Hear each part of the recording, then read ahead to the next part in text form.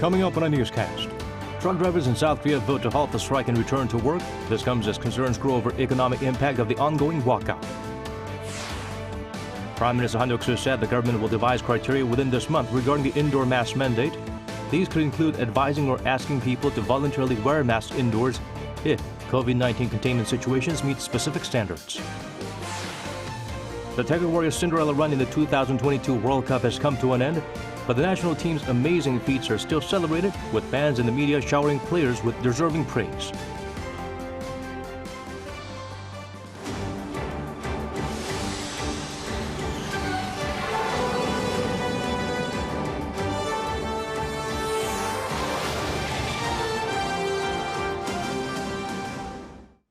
Hello and welcome to our newscast. I'm Daniel Che. Let's begin with our top story. After more than 2 weeks of striking, South Korean cargo truck drivers voted to put an end to their walkout. They're returning to work, but there seems to be a long way to go in negotiations to conclude on the freight rate system.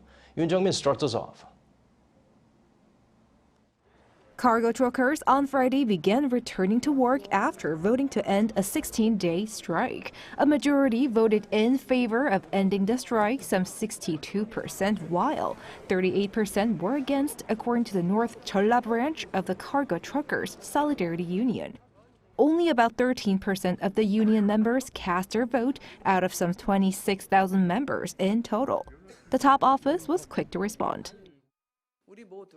This should serve as a chance to improve the system in the cargo industry. The government will do its best to secure jobs for the next generation and improve the dual structure in the labor market, as well as labor management and relations, while unwaveringly sticking to the law and principles. This is likely to calm the confrontation between the government and the union, but still, there seems to be a long way to go in terms of negotiations over whether to make permanent the freight rates system that guarantees minimum wages and have it cover more drivers, as the union demands. Earlier on the same day, the main opposition Democratic Party unilaterally passed a bill at a committee to extend the freight rates system for another 3 years. The ruling People Power Party were absent, as they were urging the truck drivers to first return to work. The government and the ruling bloc have even signaled reconsidering the extension, while the truckers' union is taking legal action against the government for the return to work orders during the walkout. The nationwide truck driver strike that went on for over 2 weeks significantly dampened cargo volume, causing losses for the cement, steel, and petrochemicals industries, among others. Yoon Jung-min, Arirang News. A key task for lawmakers at the annual regular assembly session is reviewing and approving next year's budget, but still today rival parties couldn't agree on spending cuts and tax revisions. Eyes are on a last-minute deal over the weekend. Lee Kyung-eun has the latest. December 9th, Friday, was the last meaningful day for the National Assembly to pass next year's budget as it marks the end of the regular Assembly session. But the deadline was missed amid rival party disputes. Never have lawmakers ever failed to pass a New Year's budget during that period since the revisions to Parliament law in 2014. This comes after they had already missed the initial deadline to pass the first annual budget for Yoon Suk-yeol administration, which was December 2nd. The key area of contention was tax revisions, which are usually passed along with the budget. In particular, the government's proposal to reduce corporation tax to 22% from the current 25%. The changing global supply chain is redistributing money away from China and into neighboring countries. But would you choose Korea if Taiwan's corporate tax is 20%? The goal is to boost investment and create more jobs. The ruling bloc is only concerned about the super wealthy, who make up a super slim portion of the population, while caring less about the ordinary people. National Assembly Speaker Kim Jin-pyo proposed a compromise that will enact reduced corporate tax after a 2-year grace period, which the DP also refused.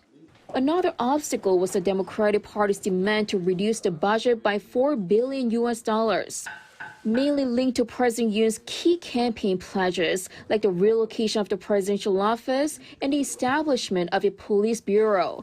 while calling for an expansion of budget for issuing local government discount vouchers in line with the DP chairman Lee Jae-myung's former presidential campaign pledges. All of these important for both parties due to the general elections coming up in 1 year.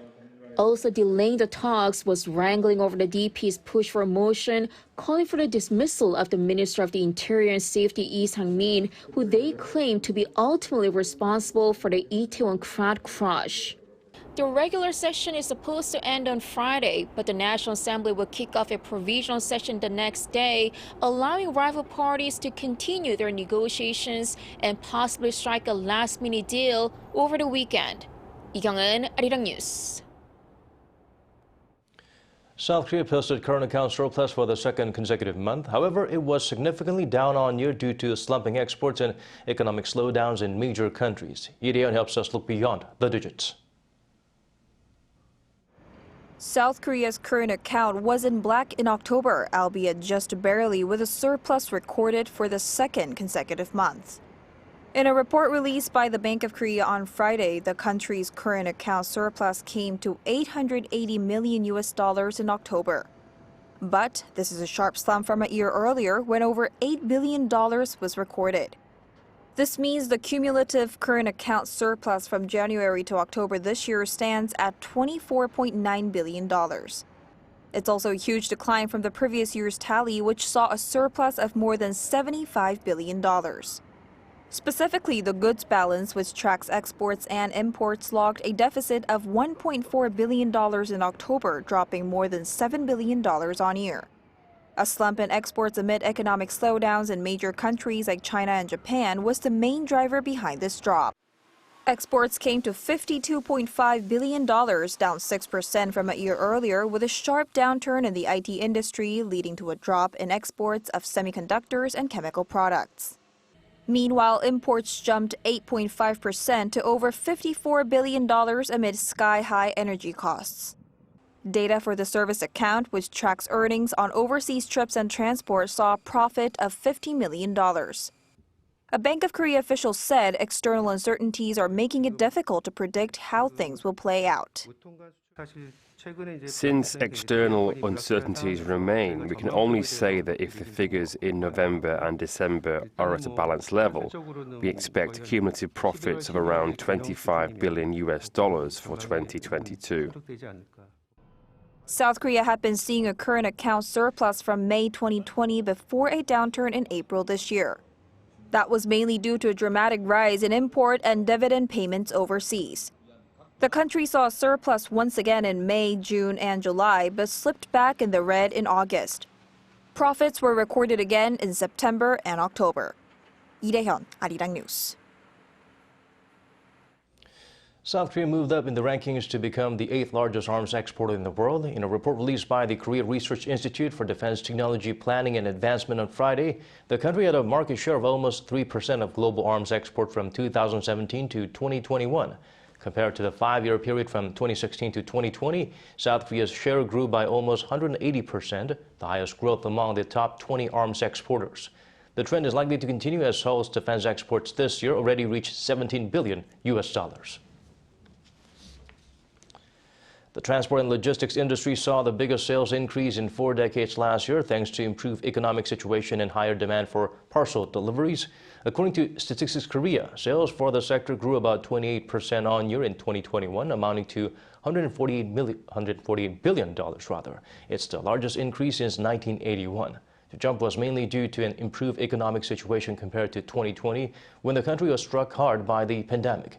An increase in exports and imports also played a key role. Korea Customs Service says trade figures increased by 26% in 2021 compared to the previous year.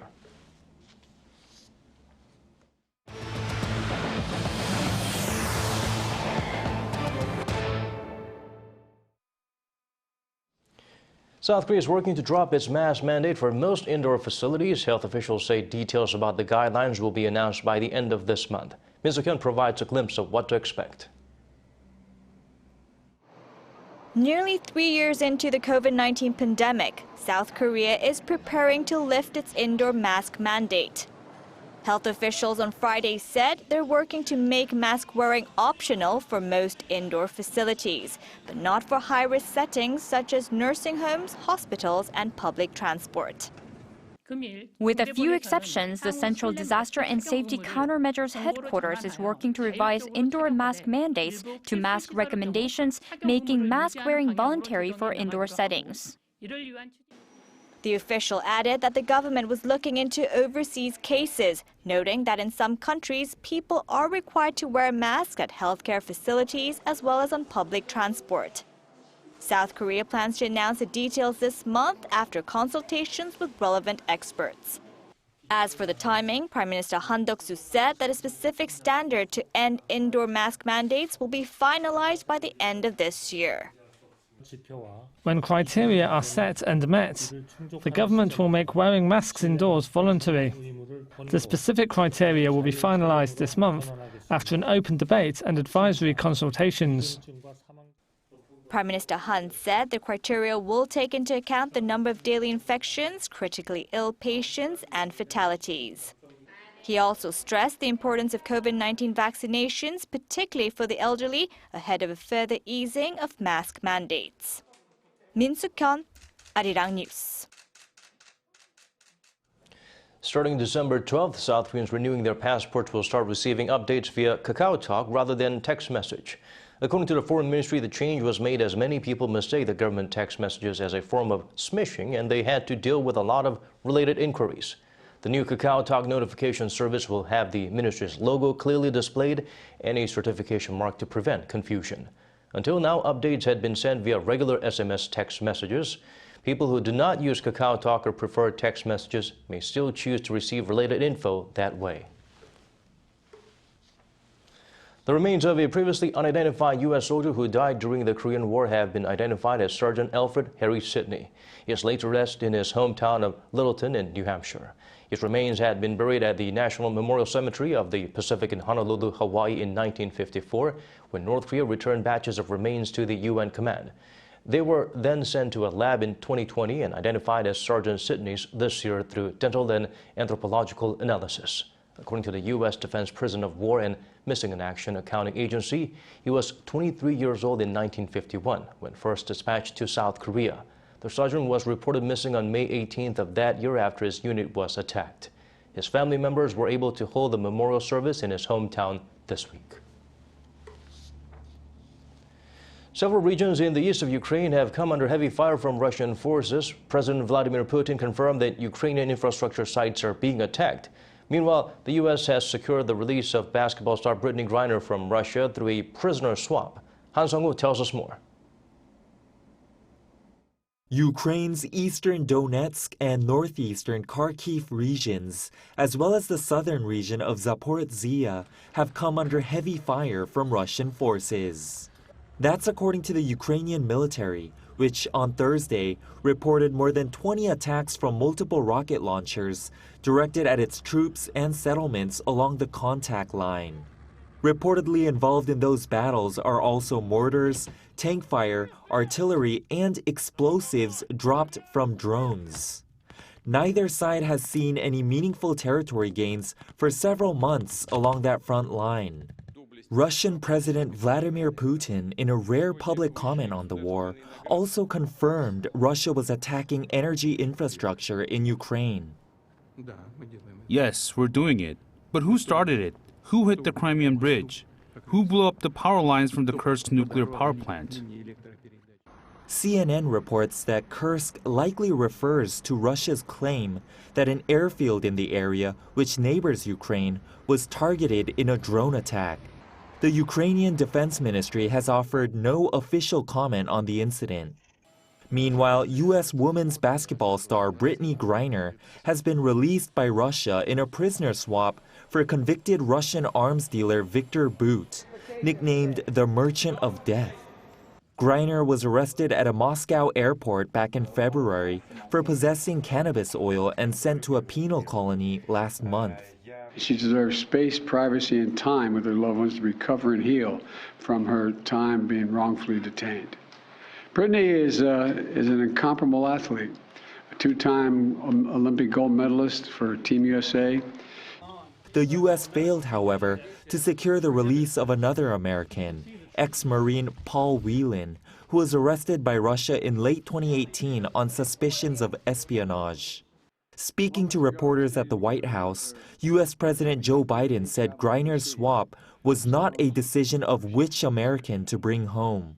U.S. Secretary of State Antony Blinken later reiterated Biden's message, saying the choice was one or none. 한성우, Arirang News. Chinese President Xi Jinping meets with Arab leaders on Friday in a series of summits hosted by Saudi Arabia. The leaders arrived in Riyadh on Thursday when Xi was welcomed by Saudi Crown Prince Mohammed bin Salman before signing a China-Saudi partnership pact with King Salman. In a joint statement, Beijing and Riyadh vowed to enhance cooperation and stress sovereignty and non-interference. Reuters reports they reaffirmed the importance of market stability and energy collaboration, as well as boosting non-oil trade and enhancing cooperation in peaceful nuclear power. The Chinese leader said his visit heralded a new era in relations. He'll also attend a wider summit with Arab League countries. Diplomats say China will sign agreements and MOUs with several nations in addition to Saudi Arabia, which inked an MOU with Chinese tech giant Huawei on cloud computing and building high-tech complexes in Saudi cities.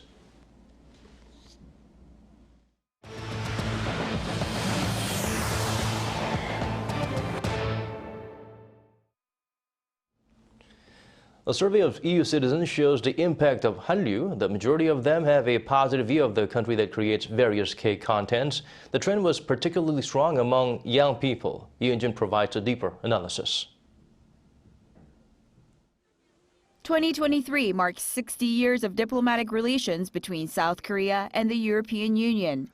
Ahead of the milestone, UK consumer data firm Statista teamed up with Korean market researchers Hankuk Research to do the first professional study of how the people of South Korea and the EU perceive each other. Over the span of 2 weeks, they surveyed 4,000 citizens across 4 EU states and 2,000 Korean citizens.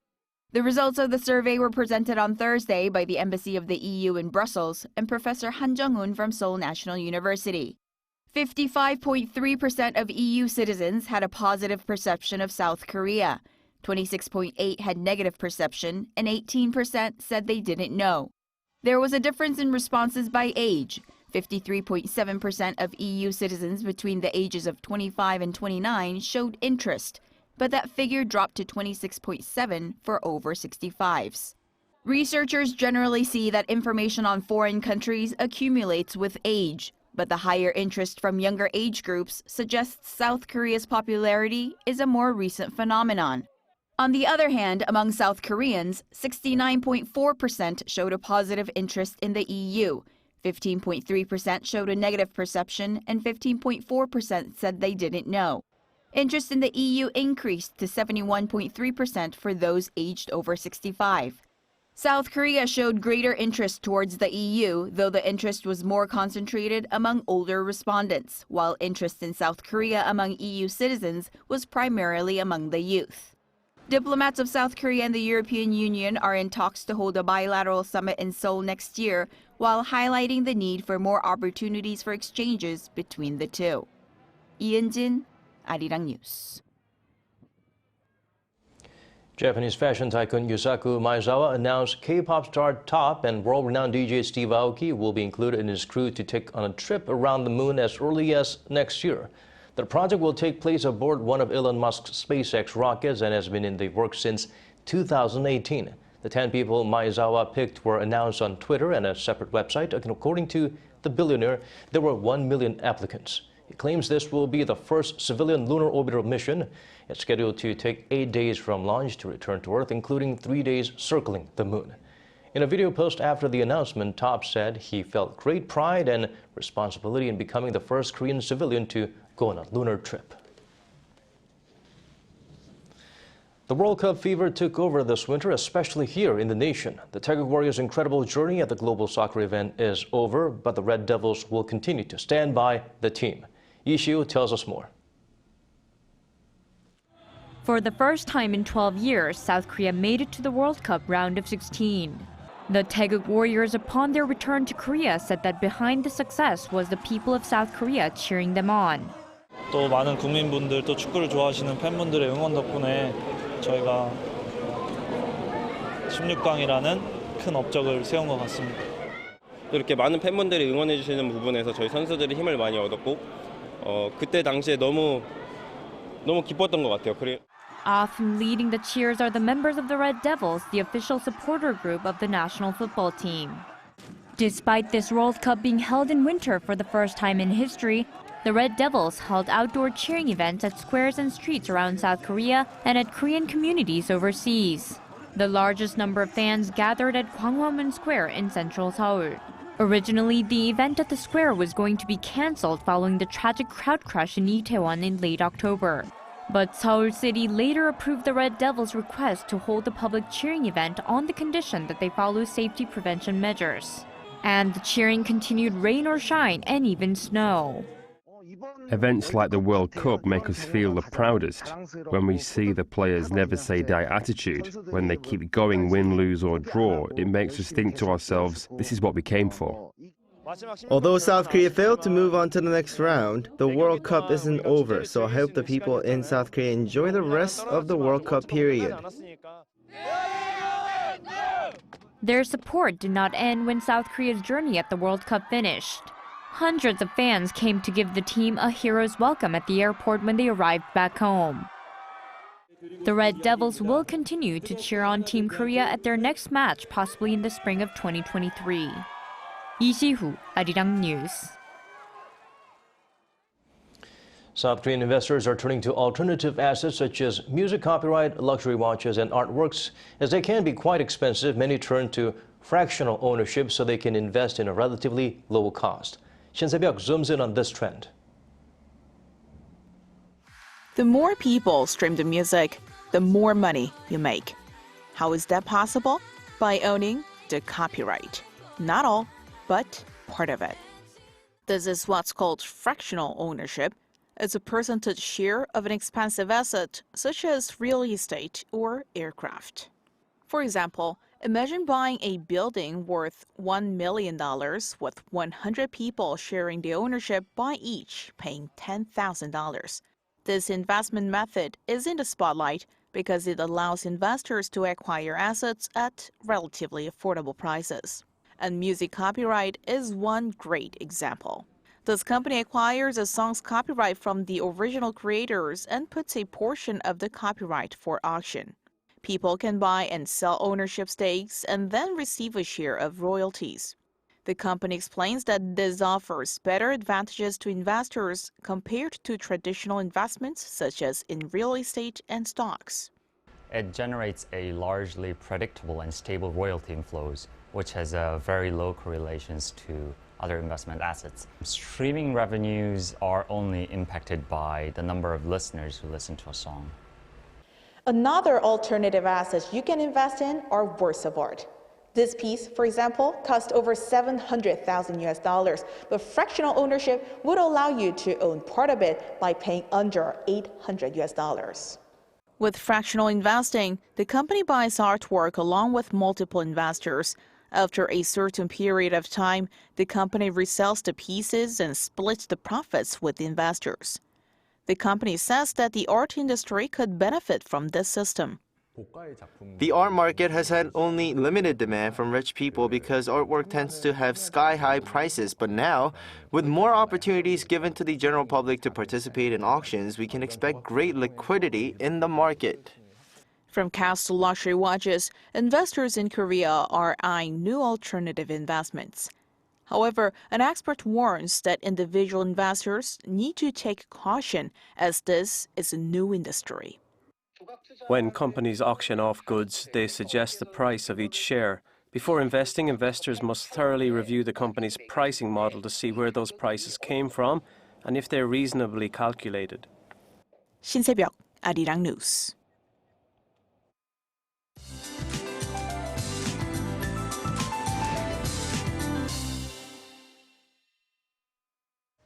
No major cold is on tap for this weekend. The capital region will be a bit colder tomorrow, but conditions will be mild at 7 degrees Celsius. Other parts of the country, however, may see a mix of rain or snowfall. Light showers are in store for Jeollado provinces and Jeju Island, and by Sunday, the East Coast will see rain turning into snow. Meanwhile, dry conditions are persisting across the East Coast. Dry weather advisories have been issued across the region for 6 days in a row now. Gusty offshore winds will also accompany at times, which can elevate the risk of wildfires, so please take extra precautions.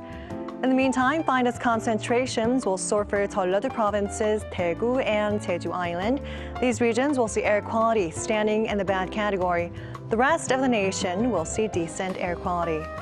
Tomorrow, Seoul will be starting off at -1 degree and Daegu at 0 degrees. Daily highs in Seoul will get up to 7 degrees, Daejeon 8, Busan and Jeju will be reaching 14 degrees. Relatively mild weather will last until this weekend, and winter-like temperatures will make a return next week. That's all for now, and here are the weather conditions around the world.